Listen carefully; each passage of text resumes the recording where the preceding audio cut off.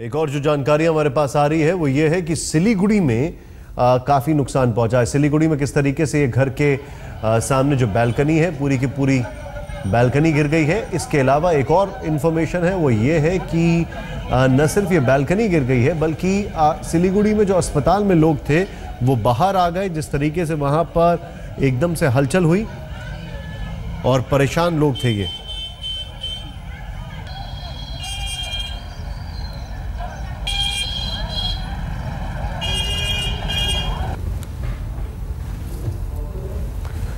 देश के कोने कोनों से भूकंप की तस्वीरें आ रही हैं। हम आपको एक बार फिर से वो दिखाना चाहेंगे मैप के जरिए कि जिस वक्त ये भूकंप की खबर आई उसके बाद कहां हिंदुस्तान में इस भूकंप से झटके महसूस किए गए।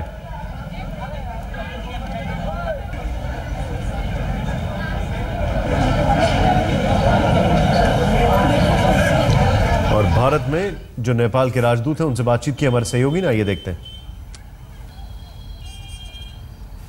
जब से नेपाल में भूकंप की खबर आई है, नेपाल दूतावास जो है दिल्ली में, वहाँ शोक की लहर दौड़ गई है। हर कोई अपने अपने घर फ़ोन करके ये पता करने की कोशिश कर रहा है कि वहाँ क्या हालचाल है, लोग ठीक हैं या नहीं ठीक हैं। हमारे साथ हैं दीप कुमार उपाध्याय, भारत में नेपाल के एम्बेसडर। सर, सबसे पहले ये बताइए कि कितनी क्षति हुई है नेपाल से जो अभी तक आपके पास खबरें आई हैं, उसमें कितना नुकसान हुआ है? क्या कुछ लोगों की जान जाने की भी खबर है? अभी तक तो अनुमान ही है। अनुमान जनधन की काफ़ी क्षति हुई है, अभी हम ये कर सकते हैं। लेकिन अब डिफरेंट सोर्सेज है, क्योंकि अभी जैसे नेपाल की आर्मी, नेपाल के पुलिस और सोशल मीडिया सब जैसे अपना समाचार को संकलन कर रहे हैं इकट्ठा। जैसे हमारे जो ऐसा राष्ट्रीय विपद में जो एक संयंत्र है उसका जैसे यानी आपके स्पेशल सेल में कलेक्शन हो रहा है और कैबिनेट का एक अर्जेंसी मीटिंग भी अब बैठने जा रही है जी। तो ये तो नेपाल का समाचार है। इस नाते अब बहुत साल बाद, जैसे आपका करीब 80 वर्ष के बाद में ये सबसे बड़ा भूकंप का झटका है। और इसका तराई से लेकर पहाड़ तक का, पोखरा के नज़दीक में जो लमजुंग जिला है हमारा, वहाँ इसका जैसे सेंटर था। 80 साल बाद आपने कहा कि ऐसा भूकंप आया है नेपाल में। जो अभी तक जो खबरें आई हैं सर, क्या उससे कुछ लोगों के जान जाने की भी खबरें आई हैं? नहीं, अवश्य देखिए, करीब ऐसे मोटा मोटी जैसे टेलीफोन के आधार से, सोशल मीडिया के आधार से हम लोग देख रहे हैं, उससे भी काफ़ी धन की क्षति है। जैसे आपका जो बड़ा मीनार धरारा था वो जैसे टूट गया है। इसके बाद जैसे और भी तमाम जैसे आपकी बिल्डिंग्स कोलैप्स होने के बाद में ज़रूर क्षति है। तो करीब 100 तक की क्षति तो इसे प्रारंभिक अनुमान में अभी जैसे आपका कंफर्म तो नहीं है, लेकिन 100 तक लोगों की जान जा सकती है। आपने कहा इनफॉर्मल सोर्सेज से ऐसा डाटा अभी आ रहा है, उसको अभी कहा नहीं जा सकता है। आपने कहा कि जनकपुर का मंदिर है जो कि बहुत बड़ा डैमेज है, तराई में है, उसमें डैमेज है, पहाड़ में डैमेज है, शहर में जैसे आपके काठमांडू में डैमेज है, पोखरा में है और तमाम शहरों में, तमाम बस्तियों में है। इस नाते अब इसका अब टोटल सिनेरियो आने में थोड़ा सा तो समय लग रहा है, क्योंकि वहाँ का कम्युनिकेशन सिस्टम भी पूरा सुचारू नहीं हो पा रहा है अभी। आपने कहा कि जनकपुर का जो मंदिर है, जहां भारत से बहुत बड़ी संख्या में, बहुत बड़ा आस्था का केंद्र है, भारत से हर साल बहुत सारे लोग वहां पर जाते हैं, वहां के बारे में पक्की खबर है कि वहां पर डैमेज हुआ है? हाँ, मंदिर डैमेज का हमने अभी जैसे सोशल मीडिया में देखा है।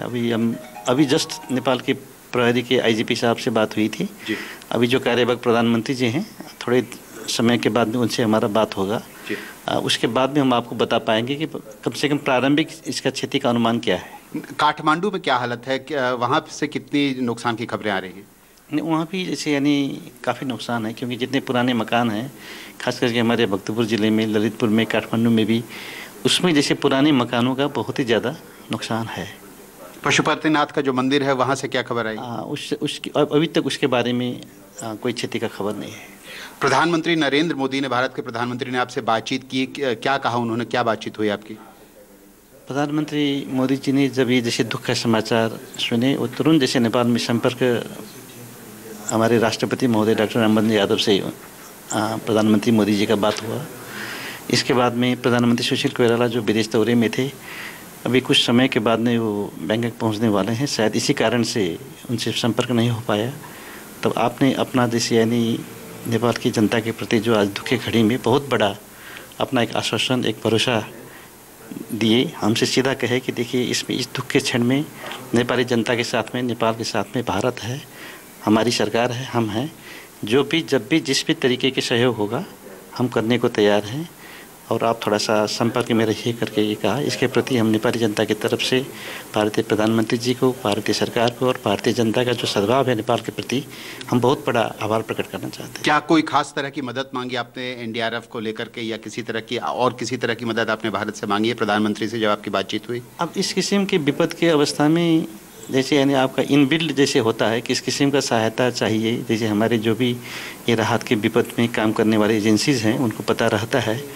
अब करीब करीब यहाँ जो मित्र राष्ट्र भारत सरकार के तरफ से रेडी टू गो पोजीशन में इसकी तैयारियाँ हो रही है, इसको जैसे हमें सुन के बहुत बड़ा ढाढ़स है।